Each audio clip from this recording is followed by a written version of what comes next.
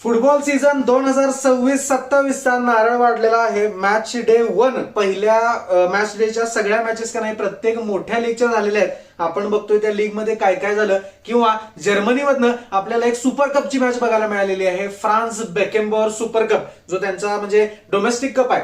आता domestic cup म्हणजे काय वगैरे याचा सगळ्याचा व्हिडिओची प्लेलिस्ट ऑलरेडी तयार केल्यावर का दैनिक फुटबॉलवर, ती पण जाऊन बघू शकता. आणि अर्जेंटिनाचं किट घातले म्हणजे बाकी सगळं धुवायला पडले. मी धुणं काय काढलेलं नाही, बाकी सगळी कामं केलीत पण धुणं काढलेलं नाही. पण या विकेंडचा रॅपअप करावा एका मोठ्या व्हिडिओमध्ये असं इच्छा झाली मला. आणि खरंच लाईक करा. 21 लाईक झालेत, 25 लाईक करून द्या. 100 व्ह्यू मात्र झाले. 120च्या वर व्ह्यू गेलेत मागच्या व्हिडिओला. कारण त्या एका मिनिटामध्ये मला एक्सप्रेस व्हायला होत नाही, व्यक्त करता येत नाही सगळं काही. म्हणून म्हटलं मोठा एक व्हिडिओ करूया विकेंड रॅपअप साठी, जो मी बघितलेला आहे. शुक्रवारी आपला मॅच डे 1 चालू झाला.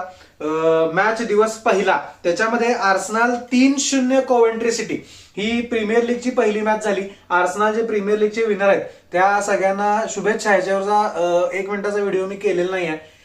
विकेंडला काय काय झालं होतं कोणास ठाऊक, सॉरी.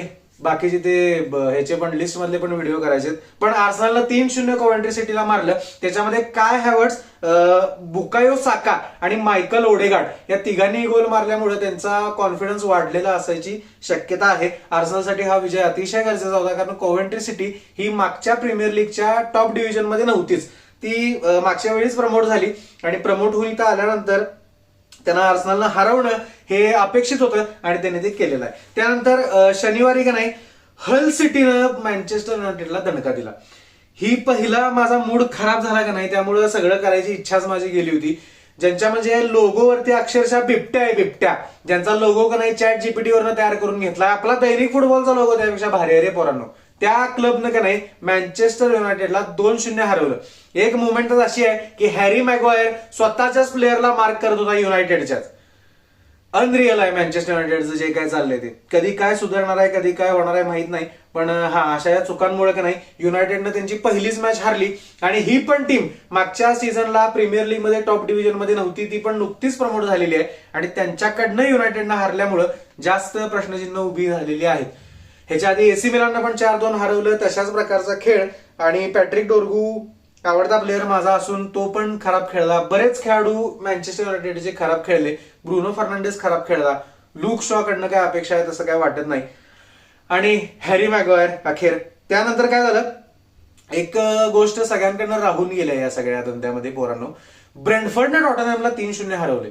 म्हणजे ऑलरेडी एवढ्या सगळ्या ट्रान्सफर करून मागच्या वर्षी रेलिगेशन बॅटल मधनं बाहेर येऊन डिझर्वी ते त्यांचे कोच आहेत, त्यांना ज्या पाहिजे त्या साविनो आणि मला वाटतं मार्मुश असा कमेंट सेक्शन मध्ये नाव सांगा, मला नाव लक्षात राहत नाही, तुम्हाला माहिती आहे बरोबर. सॅव्हिन्यो आणलाय आणि मला वाटतं मार्मुश आणलाय. त्यांनी दोन्ही ट्रान्सफर त्यांनी सिटीकडनं करून घेतलेले आहेत. अपेक्षा तर खूप आहेत, पण युनायटेडनं पुन्हा एकदा टोचन खाल्लेलं आहे पहिल्याच मॅच मध्ये ब्रेंटफोर्ड कडनं 3-0. सॉरी, युनायटेडनं नाही, युनायटेडच येते बघा माझ्या तोंडात, टॉटनहॅमनं. आणि टॉटनहॅमनं पहिली मॅच हारली आणि जोरदार हारलेली आहे. त्यानंतर शनिवारची मध्यरात्र, म्हणजे ज्यावेळी आपण सगळे एकत्र लाईव्ह बसलेलो होतो त्यावेळी 2 मॅचेस झाल्या. पहिली झाली जर्मन सुपर कपची मॅच, फ्रान्स बेकेनबॉवर कप. त्याच्यामध्ये बायर्न म्युनिकनं डॉर्टमंडला का नाही 2-1 असा हरवला. डॉर्टमंडला लास्ट मिनिट्स मध्ये रेड कार्ड मिळाला. आपण दोन्हीकडे स्विच करून बघत होतो आम्ही सगळे जे लाईव्ह बसलो होतो. जे कोण नव्हते त्यांनी लाईव्ह पण यायला विसरत जाऊ नका. 8 जण 9 जण लाईव्ह होते. आपण सगळेजण एकत्र बसून मॅच बघूया. मॅच बघत असाल तर नक्की येत जावा असं म्हणतो तुम्हाला, एक दंगा करायला, एन्जॉय करायला. तिथं मायकल ओलिसेचा शो झाला. 1 गोल आणि 1 असिस्ट केलाय. सगळ्या पिचवर मायकल ओलिसे दिसत होता. त्याच्यानंतर मी हायलाइट वगैरे बघितल्या. अतिशय क्वालिटी पोरग. रिअल माद्रिदला आला असता का नाही तर माद्रिदचं का नाही कामच झालं असतं डायमंडेच्या ऐवजी. असो, पण मायकल ओलिसेचा शो झाला. पहिल्या ट्रॉफीनं बायर्न म्युनिक फॅन्सनी त्यांच्या सीझनचा शुभारंभ केलेला आहे. त्या सगळ्यांना पण मी धन्यवाद देतो, त्यांचे सगळ्यांचे आभार मानतो की तुम्ही इथं जर आला असाल तर तुम्हा सगळ्यांना खूप खूप शुभेच्छा. पहिली ट्रॉफी तुम्ही नक्कीच सेलिब्रेट करा. आणि डॉर्टमंड विरुद्ध तुमचे आर्क रायव्हल्स. त्यानंतर आम्ही जी मॅच बघितली ती मॅच होती एस्पानियोल 1-2 रिअल माद्रिद. या मॅचचा संपूर्ण विश्लेषण केलेला शॉर्ट व्हिडिओ इंस्टाग्रामवर तुम्ही बघितलाच असाल, कारण युट्यूबवर जे आहेत ते मोस्टली इंस्टाग्रामवर आहेत. पण तुम्ही युट्यूबवरनं जर सुरुवात केली असेल तर नमस्कार, इंस्टाग्रामवर पण आपलं एक 7,200चा जवळपास अकाउंट आहे. तिथं जाऊन तिथं पण तुम्ही व्हिडिओ बघू शकता. त्याच्या लिंक आपल्या युट्यूब पेजवरती आहे. एस्पानियोल 1-2 रिअल माद्रिद, ज्याच्यामध्ये रिअल माद्रिदचे खेळाडू का नाही पहिली 10 मिनिटं असे खेळत होते की जसं काही वाटत होतं आता सर्व काही जिंकणार आहेत, 5च्या 5 गोल मारतील. पण त्यानंतर पुन्हा तेच त्यांचे प्रॉब्लेम्स. बॉलला चेस न करणे, इच्छा नसल्यासारखं वाटणे, एकमेकांवर विश्वास नसल्यासारखं वाटणे. विनिशियसचा अतिशय खराब गेम झाला. विनिशियस खूप खराब खेळला. डिफेन्स लाईन एवढी चांगली वाटत नव्हती, ऑर्गनायझेशन नव्हतं. कोनाटेचा खराब गेम झाला म्हणतात. या साईडला राईट बॅक जो खेळतो डम्फ्रीजचं पण रेटिंग पडलेलं होतं. बर्नार्डो सिल्वा जो पहिल्यांदा चांगलं खेळला, त्याला नंतर मिडफील्डला डिफेन्सिव्हली हँडल करता आलं नाही. प्ले मेकिंग करायचं का मागे येऊन टॅकल मारायचं, या दोन्हीमध्ये दमछाक होत होती. तो काय डिफेन्सिव्ह मिडफिल्डर नाही आहे रे पोरानो. त्यानं राईट विंगर म्हणून चालू केलं होतं करिअर. तो अटॅकिंग मिडफिल्डर खेळलाय, सेंटर मिडफिल्डर पण खेळलाय, पण डिफेन्सिव्ह मिडफिल्डला का नाही रॉड्री किंवा बुस्क्वेट सारखा किंवा कासेमिरो सारखा माड्रिडच्याच हिशोबानं असा एखादा खेळाडू किंवा चुआमेनी पण इंजर्ड आहे असं काही माद्रिदचे फॅन म्हणले. चुआमेनी जर आला तर बर्नार्डो सिल्वाला मदत होईल असं बऱ्याच पोरांचं म्हणणं राहिलं. आणि हा ठीक आहे, पण कार्लोस एस्पिनं का नाही अगदी शेवटच्या मिनिटांमध्ये 92 2 मिनिटाचा 3 मिनिटाचा काहीतरी एक्स्ट्रा टाइम होता, 92व्या मिनिटाला गोल मारला आणि माद्रिदला ही मॅच काढून दिली.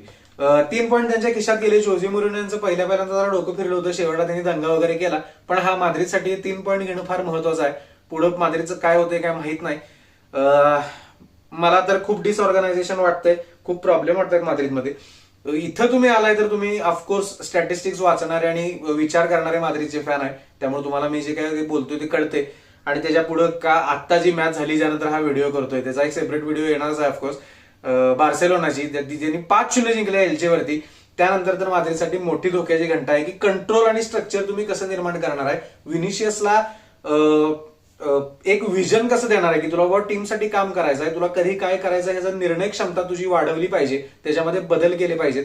हे कोणीतरी विनिशियसला बोलावं लागेल. आणि आणखीन एक आरोप होतोय जोझे मोरिनो यांच्यावर की त्यांना खेळाडूंची पॉवर दाबायला त्यांना बोलवलं गेलं, पण सबस्टिट्यूट त्यांना करता आलं नाही. ना विनीला करता आलं, ना एम्बापेला करता आलं, एवढी खराब मॅच चालू असून सुद्धा. त्यामुळे हे माद्रिदचे काही विषय आहेत त्याच्यावरती प्रश्नचिन्ह निर्माण केली गेली. डायमंडेची पण चेष्टा होती, पण ठीक आहे रे, ते 18 वर्षाचं पोरगा आहे, 19 वर्षाचं गरीब पोरगा आहे ते, ठीक आहे, त्याला एक संधी द्या. माद्रिद फॅनना असं माझं म्हणणं आहे, बघू त्याकडनं काय होतंय ते. अर्थात तुम्ही संधी देणारच, तुम्ही खुश असता तुमच्या टीमवर, त्यामुळे हे काय तुम्हाला सांगायची गरज नाही. त्यानंतर रविवारी सकाळी मी झोपलोच नव्हतो. हे माद्रिदचं सगळं झाल्यानंतर रविवारच्या दिवशी इकडची तिकडची कामं केली आणि नेमकं काय झालं, मँचेस्टर सिटीच्या मॅचला मला झोप लागली. मँचेस्टर सिटीनं 2-1 बोर्नेमाउथवर विजय मिळवला. एन्झो मेरेस्का यांची पहिली मॅच. निको गोन्झालेस खेळलेला नाहीये, निको बाहेर जाईल असं बोललं जातंय, बुवादी यायला लागलाय, पण ऍटलीस्ट त्यांनी 3 पॉईंट काढून घेतले. मी ती मॅच बघितलेली नाही त्यामुळे त्यावर जास्त टिप्पणी करणार नाही. आणि लिव्हरपूलचा ड्रॉ झालाय, लिव्हरपूलचा न्यू कासल सोबत ड्रॉ झालाय, त्यामुळे इट्स ओके. न्यू कासल हा चांगला क्लब आहे तसा, पण जिंकला असता तर बरं झालं असतं. अवे मॅच होती, लिव्हरपूलनं काढली असती तर बरं झालं असतं, मी अजूनही हेच म्हणतोय. पण ठीक आहे, मँचेस्टर युनायटेड पेक्षा बरंच आहे रे. असो, त्यानंतर रविवारी मध्यरात्री म्हणजे तेव्हा मी झोपलो आणि मी असं झोपलो तो घाट पोरांनो, शांत असं वाटत होतं मला की काही विषय नाही. म्हणलो उद्या सकाळी उठायचं पहाटे, प्रहात काळी बार्सेलोनाचे निकाल बघायचा, त्यावर व्हिडिओ करायचा, आवरायचा आणि या वेळी आवरायला घ्यायचं आणि ऑफिसला जायचं उठून, कारण ऑफिसचे दिवस भरायचे मला अजून 4 जाऊन, बरं का. म्हणून मी हा मोठा व्हिडिओ करतोय. लहान लहान व्हिडिओ करायला तेवढा वेळ नाही आणि एडिटिंगला पण वेळ नाही. थँक्यू तुम्ही जर आला असला, थांबला असला तर एडिटिंग नसताना. आणि 1:30 वाजता का नाही काहीतरी घडणार आहे, काहीतरी होणार आहे बाबा, उठ असं म्हणून स्वप्नात कुणीतरी येऊन मला उठवल्यासारखी मला जाग आली आणि उठून बार्सेलोनाची मॅच लावली आणि बघायला लागलो. तर पहिल्यांदा अतिशय रटाळ खेळ चालू होता. डिफेन्सिव्ह ह्याच्यावर सेपरेट व्हिडिओ करतो पोरांनो, काय म्हणताय, मी हा ठरवलेलो होतो बघा. मी फ्लो मध्ये बोलायला लागलो, पण हा एलचे 0-5 बार्सेलोना ह्याच्यावरती दैनिक फुटबॉलचा सेपरेट व्हिडिओ होते. हा होता फुटबॉल विकेंडचा राऊंड अप पहिल्या मॅच डेचा. तुम्ही जर इन्स्टावर इथं आला असाल किंवा डायरेक्ट जर इथं आला असाल तरी तुमच्या सगळ्यांचे आभार आहेत. टार्गेट तेवढंच ठेवतोय. मागच्या वेळी 100 व्ह्यू क्रॉस झालेत, म्हणून 150 व्ह्यू आणि 25 लाईक, कारण 25 लाईक झालेलं नाही. तुम्ही जर व्हिडिओ बघत असाल पूर्ण तर लाईक केल्याशिवाय नक्की जाऊ नका. थँक्यू यार, थँक्यू. हा सीझन पूर्ण कव्हर करायचा आहे मला कुठल्याही परिस्थितीत. तुमचं प्रेम दाखवा. कमेंट सेक्शन मध्ये काही राहिलं असेल तर सांगा. तुम्हाला आणि काही ऍडिशन करायचं असेल इटालियन लीग मधलं, तुम्हाला काही वेगळं काही माहित असेल तर ते पण सांगा. PSG पण 1-2 मॅच जिंकली हे पण लक्षात घ्या. फेरान टॉरेसनं शेवटच्या मिनिटाला येऊन का नाही 2 गोल मारल्या. नीस असा काहीतरी त्या क्लबचं नाव आहे, मला नाव आता लक्षात नाही. 2 गोल चढ होत्या आणि शेवटच्या मिनिटाला येऊन फेरान टॉरेसनं 2 गोल मारल्या. त्याचा पण विषय का नाही कम्प्लीट परिकथेसारखा चालू आहे. ही एक चेरी होती त्या केकवरची. असा होता हा फुटबॉलचा वीकेंड. कमेंट सेक्शन मध्ये नक्की सांगा बरं का, जे कोण बघतायत ते. आणि थँक्यू आल्याबद्दल.